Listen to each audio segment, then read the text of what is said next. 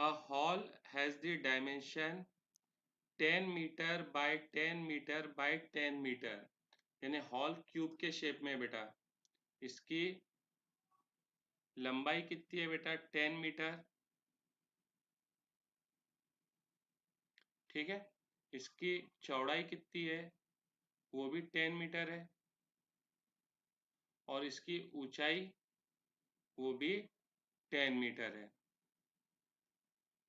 A fly starting at one corner, बेटा fly एक corner से स्टार्ट कर रही। देखो ये कॉर्नर। ठीक है। तो देखो बेटा जो पीछे वाला, देखो क्यूबॉइड है तो किससे बना है? स्क्वायर से।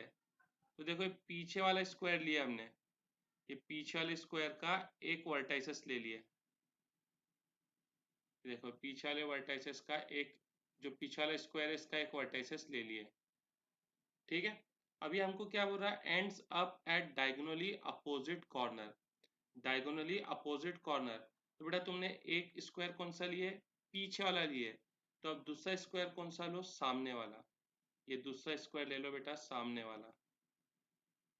ये देखो, ये दूसरा स्क्वायर ले लिया हमने, सामने वाला। ठीक है। अब बेटा देखो, जो पीछे वाला स्क्वायर था तुमने उसका ये पॉइंट लिए, तो सामने वाले स्क्वायर का अपोजिट पॉइंट लो, ये कहलाएगा डायगोनली अपोजिट कॉर्नर। ठीक है। तो मैंने इस पॉइंट को नाम दिया ए और इस पॉइंट को नाम दिया बी। क्या क्लियर हुआ बेटा? जैसे आपने पीछे वाले स्क्वायर का बेटा ए पॉइंट लिया है, तो सामने वाले स्क्वायर का अपोजिट पॉइंट लेना पड़ेगा बी, वो कहलाएगा डायगोनली अपोजिट। ठीक है बेटा। अब ए तो कहाँ पर है? ओरिजिन पर है, तो उसके कोऑर्डिनेट्स हो जाएंगे 0, 0, 0। ये positive x axis, positive y axis, positive z axis. अब बेटा तुम मेरे को बता सकते हो ये कौन सा प्लेन है? ये कौन सा प्लेन है? तो बेटा ये किससे बना है? देखो एक्स एक्सिस और जेड एक्सिस से। किससे बना है? एक्स एक्सिस और जेड एक्सिस से। तो ये कहलाएगा एक्स जेड प्लेन। कौन सा प्लेन? X Z plane. ठीक है। तो ये ब्लू वाला हमारा एक्स जेड प्लेन है। अब बेटा जो इस पॉइंट बी की एग्जैक्ट प्लेन से दूरी रहेंगी, वो पॉइंट बी का रहेगा वाई कोऑर्डिनेट। तो देखो इसकी एग्जैक्ट प्लेन से दूरी क्या है? तो बेटा इसकी एग्जैक्ट प्लेन से दूरी ये है, इसके एग्जैक्ट प्लेन से दूरी ये है। और ये कितना है? 10 मीटर। तो बेटा पॉइंट बी का वाई कोऑर्डिनेट कितना हो जाएगा? 10 मीटर हो जाएगा। पहला कोऑर्डिनेट रहता है एक्स का, दूसरा वाई का और तीसरा जेड का। क्या क्लियर है? इसकी एग्जैक्ट प्लेन से दूरी कितनी है बेटा? 10 है। तो इसका वाई कोऑर्डिनेट कितना हो जाएगा? 10 हो जाएगा। ठीक है। अब उसी तरीके से बेटा ये देखो, ये कौन सा प्लेन है? सोचो फटाक से, जो येलो कलर से बता रहे। तो बेटा ये कौन सा प्लेन है बता सकते हैं? कौन सा प्लेन है? तो बेटा ये किससे बना है? वाई और जेड। तो ये वाई जेड प्लेन है, वाई जेड प्लेन है। और वाई जेड प्लेन से जो इसकी दूरी रहेंगी, ये देखो ये दूरी है इसकी, कितनी है? 10। तो जो वाई जेड प्लेन से इसकी दूरी रहेंगी वो क्या रहेगा? X coordinate. तो वाई जेड प्लेन से इसकी दूरी कितनी है? 10। तो इसका एक्स कोऑर्डिनेट भी कितना हो जाएगा? 10। ठीक है। उसी तरीके से बेटा सोचो ये कौन सा प्लेन है? तो देखिए किससे बन रहा है बेटा? y और x एक्सिस से। तो ये कौन सा प्लेन है? एक्स वाई प्लेन है। कौन सा प्लेन है? एक्स वाई प्लेन है। और इसकी जो एक्स वाई प्लेन से दूरी रहेंगी वो रहेगा z कोऑर्डिनेट। तो देखो इसकी एक्स वाई प्लेन से दूरी कितनी है? ये दूरी है बेटा इसकी, ये दूरी है। तो ये क्या हो जाएगा? इसका z कोऑर्डिनेट। और ये कितना है बेटा? 10 है। तो इसका z कोऑर्डिनेट भी कितना हो गया? 10 हो गया। ठीक है। z कोऑर्डिनेट भी कितना हो गया? 10 हो गया। 10 हो गया। ठीक है बेटा। अब हमने कहाँ से स्टार्ट करे थे, ए से, ए इनिशियल पॉइंट है और ख़त्म कहाँ पे करे, बी पे, तो बी फाइनल पॉइंट है। तो डिस्प्लेसमेंट क्या होता है बेटा, इनिशियल पॉइंट और फाइनल पॉइंट को एक स्ट्रेट लाइन से ज्वाइन कर दो। तो देखो ये इनिशियल पॉइंट को मैंने फाइनल पॉइंट से क्या किया, ज्वाइन कर दिया, तो मेरा डिस्प्लेसमेंट कितना हो गया, ए बी। डिस्प्लेसमेंट क्या हो गया, ए बी। तो बेटा मैं ए बी को कैसे निकाल सकता with the help of distance formula, under root, tenth में तुमने पढ़े थे बेटा, x2 minus x1 whole square plus y2 minus y1 whole square. अब आगे एक जोड़ दो, z2 minus z1 whole square. तो बेटा ए और बी दोनों के x कोऑर्डिनेट को माइनस करो, ऊपर स्क्वायर, दोनों के y कोऑर्डिनेट को माइनस करो, ऊपर स्क्वायर, दोनों के z कोऑर्डिनेट को माइनस करो, ऊपर स्क्वायर। तो ये हो जाएगा अंडर रूट 100 प्लस 100 प्लस 100, तो अंडर रूट 300, तो ये हो जाएगा 10 रूट 3। और बेटा ये काय में थे, मीटर में, तो हमारा फाइनल आंसर भी काय में आएगा, मीटर में। तो आंसर हो जाएगा बी 10 रूट 3 मीटर। क्या क्लियर है बेटा? A body covers 1/3 part of its journey with a speed of 2 metre पर सेकेंड। यानी एक ऑब्जेक्ट है, इसकी जर्नी है कुछ, तो हमने बोले इसकी जर्नी ए से बी है। अगर कुछ न दिया रहे तो बेटा हम लोग इसको क्या मान लेंगे कि ऑब्जेक्ट स्ट्रेट लाइन में मोशन ट्रेवल कर रहा। ठीक है, तो ए से बी के बीच का डिस्टेंस हमने ले लिए x। अब x का 1/3, x का 1/3 यानी x/3, इस समय इसकी वेलोसिटी है 2 मीटर पर second. Next 1/3 part with a velocity, फिर से 1/3 बेटा, यानी x का 1/3 x/3, इस दौरान इसकी स्पीड कितनी है, 3 मीटर पर सेकेंड है। अब बेटा देखो x में से x/3 निकाल दो, x/3 निकाल दो, तो जो बचा वो कितना रहेगा, x/3 रहेगा। तो बचे हुई जर्नी कितनी स्पीड से ट्रेवल कर रहा, 6 मीटर पर सेकेंड से। ठीक है बेटा, तो हमको इसकी एवरेज वेलोसिटी निकालनी है। अब एवरेज वेलोसिटी क्या रहेंगी, डिस्प्लेसमेंट अपॉन टोटल टाइम। तो देखो यहां से यहां तक का टाइम मैंने लिया t1, यहां से यहां तक का टाइम t2, और यहां से यहां तक का टाइम t3। अब टाइम क्या रहता है, डिस्टेंस, देखो यहाँ डिस्टेंस कितना है, x/3 डिवाइडेड बाय वेलोसिटी या स्पीड, क्योंकि स्ट्रेट लाइन में ट्रेवल कर रहा था, तुम जानते हैं डिस्टेंस डिस्प्लेसमेंट सेम रहेगा, तो वेलोसिटी और स्पीड भी क्या रहेंगे, सेम, डिवाइडेड बाय 2। ये 2/1 है, ऊपर आएगा तो क्या हो जाएगा, 1/2, तो इसका टाइम हो जाएगा x/6। ठीक है क्या नहीं, और टाइम काय में आएगा, क्योंकि ये मीटर पर सेकेंड है, तो टाइम काय में आएगा, सेकेंड में। t2 यहाँ से यहाँ तक का, यहाँ से यहाँ तक का टाइम है, यहाँ से यहाँ तक का टाइम है, और यहाँ से यहाँ तक का डिस्टेंस कितना है, x/3, और यहाँ से यहाँ तक उसकी स्पीड कितनी है, 3 है, तो ये 3/1 है, ऊपर आएगा तो 1/3, यानी x/9 सेकेंड। अब बेटा यहाँ से यहाँ तक का टाइम कितना है, t3 है, और इन दोनों पॉइंट के बीच का डिस्टेंस कितना है, x/3, और स्पीड कितनी है, 6, तो टाइम हो जाएगा डिस्टेंस अपॉन स्पीड, 6/1 है, डिवाइड में, मल्टीप्लाई में आएगा तो 1/6, यानी x/18।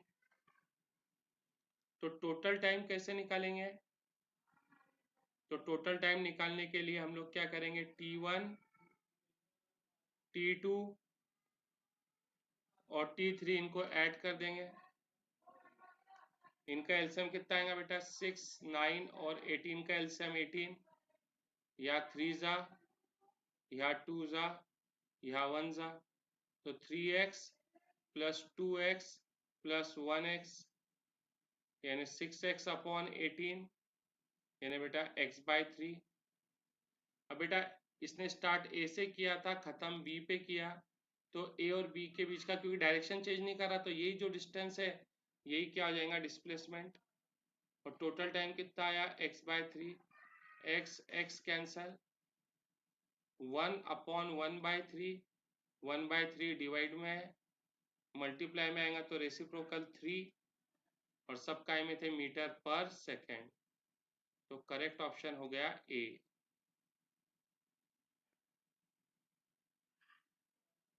Next, a car travel from A to B at a speed of 20 kilometre per our.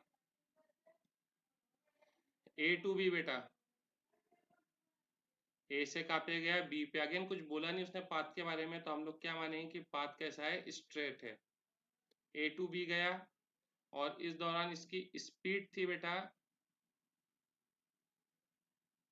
20 kilometre per our and returns at a speed of 30 kilometre per our. वापस आया बेटा वो बी से ए वापस आया, और इस समय बेटा इसकी स्पीड थी 30 kilometre per our.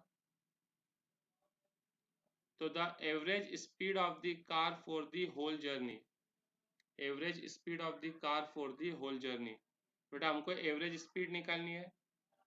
Average speed क्या आएंगे बेटा, total distance upon total time. तो बेटा ए और बी के बीच का डिस्टेंस में ले लेता है x, तो बेटा बी और ए के बीच का भी डिस्टेंस कितना हो जाएगा, x हो जाएगा। अब हम लोग टाइम निकालते हैं, ए से बी के टाइम को हमने क्या बोले, T1। टाइम क्या रहता है, डिस्टेंस अपॉन स्पीड, ये टाइम हो गया। T2 हमने बोले बी से ए का टाइम, बी से ए तक का टाइम कितना बोले, T2, और टाइम क्या रहता है, डिस्टेंस अपॉन स्पीड। तो टोटल टाइम कैसा आएगा, दोनों टाइम को ऐड कर कर, दोनों को ऐड करो, 20 और 30 का एलसीएम 60, यहाँ 3 जा, यहाँ 2 जा, तो ये हो जाएगा 3x प्लस 2x यानी कि 5x अपॉन 60, यानी टोटल टाइम हो जाएगा x/12, टोटल टाइम x/12। और टोटल डिस्टेंस कितना रहेगा बेटा, पूरी जर्नी की बात कर रहा, तो जर्नी के अंदर वो ए से बी गया और बी से कहाँ पे आया, ए, तो भाई उसने ए से बी कितना डिस्टेंस कवर किया, x, और बी से ए कितना कवर किया, x। तो भाई जर्नी क्या थी, जाने का डिस्टेंस प्लस आने का डिस्टेंस, तो जाने का डिस्टेंस x है, आने का भी डिस्टेंस कितना है, x है, तो उसका टोटल डिस्टेंस हो जाएगा 2x, और टोटल टाइम x/12, तो ये x/12 डिवाइड में है, मल्टीप्लाई में आएगा तो रेसिप्रोकल, x कैंसल, 2 12 जा 24 किलोमीटर पर आवर। ठीक है, तो option B.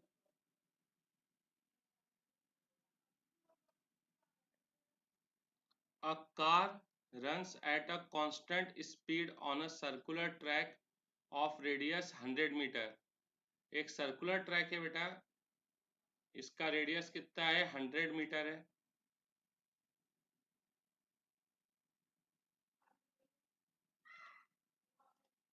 Taking 62.8 second on each lap. Lap का मतलब बेटा जहाँ से शुरू किए थे घूम के वहीं पे आना, तो जैसा यहाँ से शुरू किए थे तो बेटा घूम के जब हम यहीं पे आ जाएंगे तो हम बोलेंगे एक लैप कंप्लीट हो गई, ऐसा एक लैप कंप्लीट हो गई। तो what is the average speed and average velocity on each complete lap. Okay, तो देखो भाई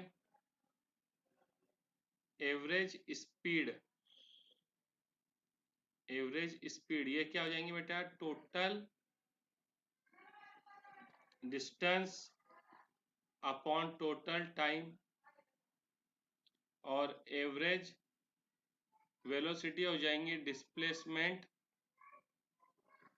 अपॉन टाइम। तो बेटा एक लैप में ये कितना डिस्टेंस कवर करेगा, तो ये एक लैप में जितना इसका सरकमफेरेंस है उतना डिस्टेंस कवर करेगा।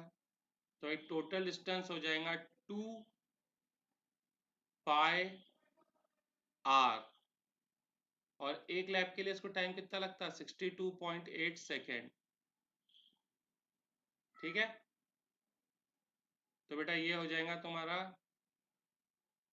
देखो मैं इसको ऐसा कर रहा, एक जीरो से मल्टीप्लाई कर दे रहा, तो 31.4 हो जाएगा। 31.4 को 2 से मल्टीप्लाई कर दे रहा तो 62.8 है ना बेटा, 10 से मल्टीप्लाई किया ना, एक जीरो बचा हुआ है नीचे 62.8 और ये कैंसल 10 मीटर पर सेकेंड। और डिस्प्लेसमेंट तो क्या रहेगा जीरो, क्योंकि बेटा लैप में जहाँ से स्टार्ट किया था ये इनिशियल पॉइंट था। एक लैप का मतलब घूम के वो यहीं पे वापस आ गया, तो इनिशियल पॉइंट और फाइनल पॉइंट क्या हो गया सेम। और जब भी इनिशियल पॉइंट और फाइनल पॉइंट सेम हो जाए तो डिस्प्लेसमेंट क्या हो जाता है जीरो। यानी एवरेज स्पीड कितनी है उसकी 10 है, एवरेज स्पीड 10 है और एवरेज वेलोसिटी कितनी है जीरो है। Option B.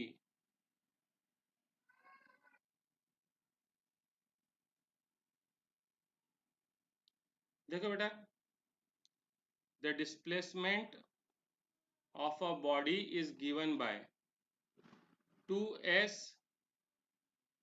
Equal g t square. तो बेटा डिस्प्लेसमेंट हो जाएगा जी टी स्क्वायर अपॉन 2। यहाँ पे s क्या है डिस्प्लेसमेंट है, ठीक है, t क्या है टाइम है, और g क्या है एक्सेलरेशन ड्यू टू ग्रेविटी है। The velocity of the body at any time t is, बेटा वेलोसिटी निकालनी है तो वेलोसिटी क्या रहती है ds by d t, rate of change of displacement with respect to time. इन्हें डिस्प्लेसमेंट को क्या करना है डिफ्रेंशिएट करना है, तो देखो d by d T, S कितना है जी टी स्क्वायर बाई 2, और डिफ्रेंशिएट या इंटीग्रेट करते समय कांस्टेंट चीजों को कहाँ निकालते हैं बाहर, तो बेटा जी बाई 2 कहाँ निकल जाएगा बाहर निकल जाएगा। तो बेटा अगर तुमको इसका डेरिवेटिव याद होगा, देखो पावर बेस पावर -1, ये तुमने किससे डिफ्रेंशिएट करे पावर से। अब किसकी बारी बेस की, तो डी, ये देखो बेस को डिफ्रेंशिएट करे तो ये हो जाएगा, ये 2 2 कैंसल, जी 2 - 1 कितना हो जाएगा 1।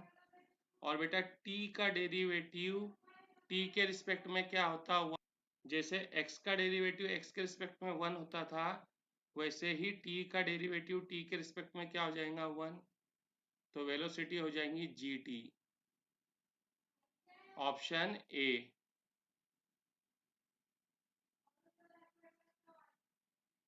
ये क्वेश्चन देखो बेटा, in 1 second a particle goes from A to B moving in a semicircle of radius 1 metre.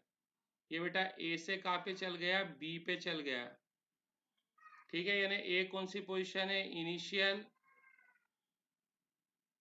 और बी कौन सी पोजीशन है फाइनल, ठीक है। तो बेटा डिस्प्लेसमेंट क्या रहेगा, ए और बी को क्या करो एक स्ट्रेट लाइन से ज्वाइन कर दो, ए और बी को एक स्ट्रेट लाइन से ज्वाइन कर दो, ये होगा हमारा डिस्प्लेसमेंट। तो डिस्प्लेसमेंट किसके बराबर हो गया बेटा ए बी के।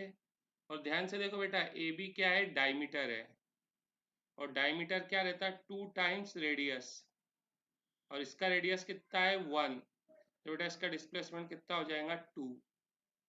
और एवरेज वेलोसिटी क्या होती है? एवरेज वेलोसिटी होती है डिस्प्लेसमेंट अपॉन टाइम। तो देखो इसका डिस्प्लेसमेंट कितना है, इसका डिस्प्लेसमेंट है 2 मीटर और उसको टाइम कितना लग रहा है बेटा, 1 सेकेंड। 1 सेकेंड, तो ये हो जाएगा 2 मीटर पर सेकेंड। 2 मीटर पर सेकेंड। क्या क्लियर है बेटा? Next, the coordinates of a moving particle at any time t are given by। बेटा एक पार्टिकल है, मूविंग पार्टिकल है, इसके किसी भी समय पे, ये पार्टिकल है बेटा, इसके किसी भी समय पे कोऑर्डिनेट्स क्या है, अल्फा टी क्यूब और बीटा टी क्यूब।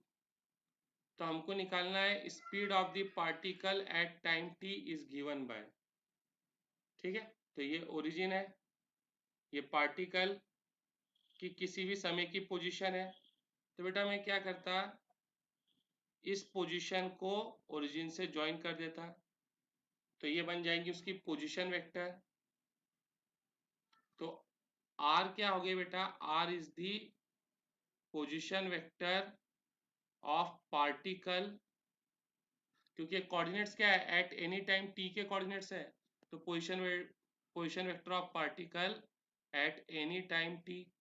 और बेटा पोजीशन वेक्टर कैसे बनाते हैं तुमको पता होगा बेटा, हमने वेक्टर्स करे हैं, एक्स कोऑर्डिनेट के आगे आई कैप लगा दो, वाई कोऑर्डिनेट के आगे जे कैप लगा दो। ठीक है बेटा, ये आ गई हमारी पोजीशन वेक्टर। अब इसने हमसे क्या पूछा, स्पीड। स्पीड यानी वेलोसिटी का मैग्नीट्यूड, स्पीड यानी वेलोसिटी का मैग्नीट्यूड पूछा। ठीक है बेटा, तो हम लोग वेलोसिटी निकालते हैं। वेलोसिटी क्या रहेगा, d r by d t, rate of change of position with respect to time. तो डी बाई डी टी, ये तुम्हारी आर, ये देखो ये आर वेक्टर की जगह पे लिख रहा मैं, alpha T cube I cap plus beta T cube J cap. तो देखो बेटा मैं यहाँ पे कितने टर्म है, 2 टर्म है, तो दोनों को डिफ्रेंशिएट करूंगा, D by d T of alpha T cube I cap plus D by d T of beta T cube J cap. अब डिफ्रेंशिएट करते समय कांस्टेंट चीजों को बाहर निकालो, तो देखो अल्फा और बीटा दोनों क्या है, कांस्टेंट है। ठीक है, अल्फा और बीटा दोनों क्या है, कांस्टेंट है। तो अल्फा और आई कैप दोनों कांस्टेंट है, इसको बाहर निकाल लो, अल्फा और आई कैप। बेटा आई कैप उसका मैग्नीट्यूड 1 है और किसके अलॉन्ग है, पॉजिटिव एक्स एक्सिस, तो उसका मैग्नीट्यूड भी क्या है, फिक्स है कि 1 यूनिट है, और डायरेक्शन भी फिक्स है पॉजिटिव एक्स एक्सिस के अलॉन्ग। तो दोनों कांस्टेंट को बाहर निकाल लो, क्या बचा, D by d T of T cube, यहाँ से बीटा और जे कैप कांस्टेंट है, इनको बाहर निकाल लो, क्या बचा, D by d T of T cube.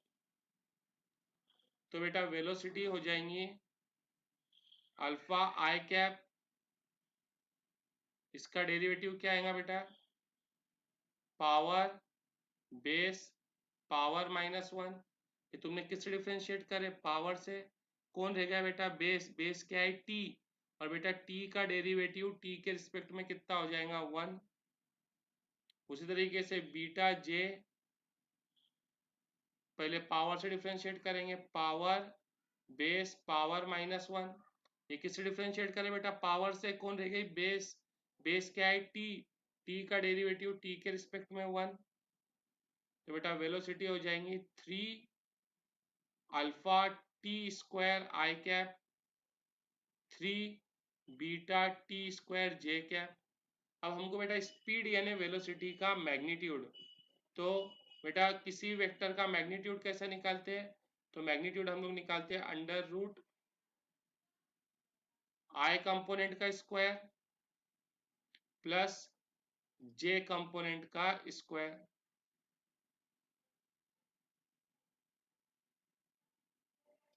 तो 3 का स्क्वायर 9, अल्फा का square alpha square, T square का स्क्वायर टी रेस टू 4, तो ये हो जाएगा 9 alpha square T raise to 4 plus ये हो जाएगा 9 beta square T raise to 4।